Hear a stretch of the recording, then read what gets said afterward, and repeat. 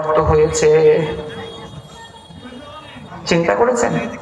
খাব্বাব ইবনে আরদ রাদিয়াল্লাহু আনহুর মতো যদি ঈমানের মজবুতি আমরা আনতে পারি, আখিরাত আমাদের সুন্দর হবে ইনশাআল্লাহ। আল্লাহ যেদিন বলবে ইকরা বান্দা পড়ো, কিতাবাক কাফা বিনাফসিকাল ইয়াওমা আলাইকা হাসিবা, তোমার আমলনামা তুমি পড়ো, তুমি নিজেই তোমার হিসাব করতে পারবে। মানুষ সেদিন বলবে লা ইগাদিরু সগীরাতান ওয়ালা কাবীরাতান ইল্লা আহসাহা।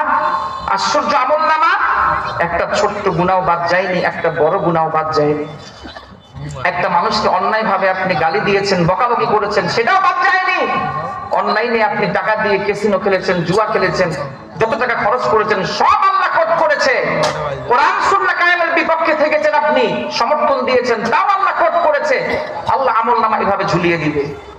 ওই কিয়ামতের দিনটা যাতে আমাদের সুন্দর হয়, কিয়ামতের দিন যাতে আমরা ডান হাতে যারা আমলনামা পাবে, সূরা হাক্কা থেকে শুনলাম, ওই ডান হাতে আমলনামা পাওয়ার যে লোকগুলো, ওদের কাতারে যাতে আল্লাহ আমাদের সবাইকে শামিল করে। সবাই বলছে আল্লাহুম্মা আমিন।